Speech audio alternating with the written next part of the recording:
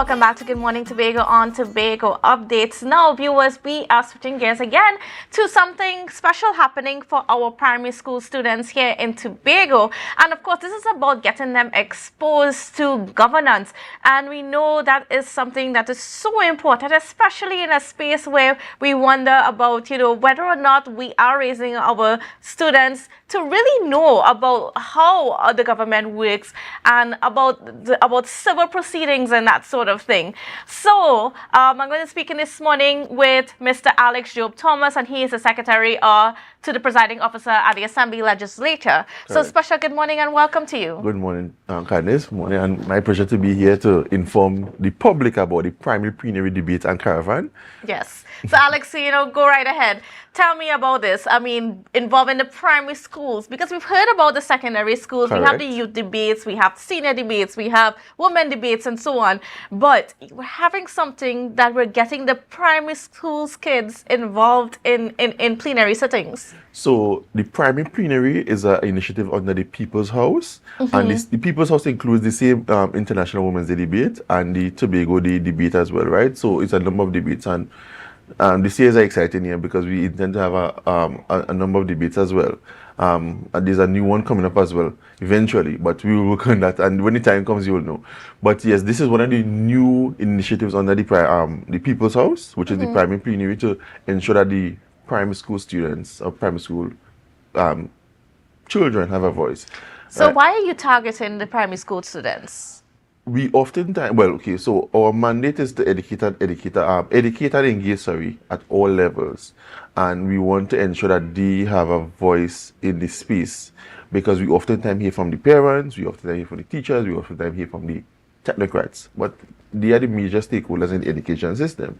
And we need to hear from them because they are the ones who have to go to school, learn, we expect them to learn, we expect them to do the exams and do well, and so forth. So we need to hear from them as well. We need their input. When we get their input, we need to value it as well. And as part of that now, you're going to have a debate soon. Correct. But before the debate, all week this week, you guys are going around to the various primary schools. Correct. So this week is our caravan to promote the primary plenary, and I must say this is the first time in the nation that we are having a initiative like this. So we are, this is the first time we are promoting the event, going around to the primary schools. On Monday and Tuesday we dealt with the East. Today we are doing Scarborough and environs. Tomorrow we'll be doing the West, and on Friday we'll be doing North Side. Okay, so what's been involved with this caravan? Is it just, telling people about the Assembly Legislature?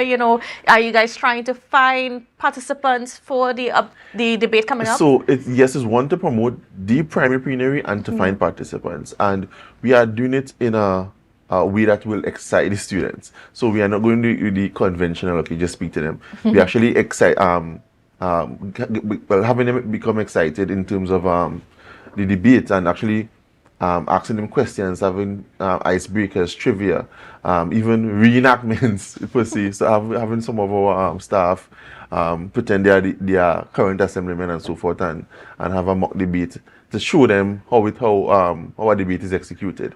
And we having, as we said, icebreakers and prizes to be won, right? So we actually get having the students and so far, from the feedback I've been getting, students are really excited. Even teachers and principals are excited.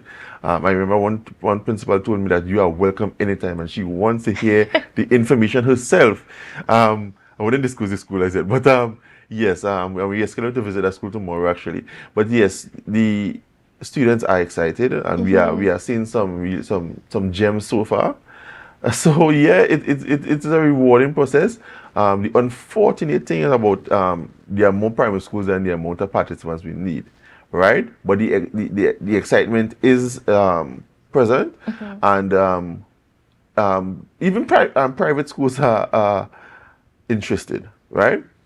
What could happen is that based on the numbers, we may have a second one this year, right? Because we really want to have persons included. Right, but as of now, the first one will be held on June the 6th, and we have our caravan happening to promote the same event. And students will be going through a 6 days of training, which is 2 days per week, over a 3-week period. So it's 3 days per week, 2 days a week, sorry, and they will be trained in debating styles and presentation, dress etiquette and civility, even the presentation in terms of the house and get acquainted to the house, because it's one thing to prepare and it's the other thing to contribute and give your presentation in the house. So they have to get acquainted to the space as well. So all of these things are important, and we will do the training. Certainly. And you know, what's going to be that debate? What are they going to be debating on June 6th? Well, I don't want to let the cat out of the bag, but it has to do with the education system and how and with their ability to choose. I really don't want to let the cat out of the bag because it's a relevant topic, and we really want to hear what the students have to say and what's their opinion, because and then that is one thing that when we started planning this initiative, that we emphasized that needed to be important. We needed the students' input, because what persons said might happen, or was a legitimate concern, is that a teacher might, and we know the teachers will help the students. We really expect that to happen, but we don't want teachers and parents to be writing it from their perspective or helping the student from their perspective. We want the student to give their input, understand what they are saying, right? We want it to come from them. So and why is that so important? Because, well, as I mentioned before, we usually, and I will give an example, we usually hear the parents, and I will use an example like SCA. We usually hear the parents and how stressful it was. We hear the teachers, we hear the technocrats, right? Every year. Annually, it's an annual thing. But and then sometimes media, this is not bashing anybody, but sometimes the media might ask the students, how was the exam? And they might describe the exam, it was hard, this part was hard. But do we really look after or look to hear their input?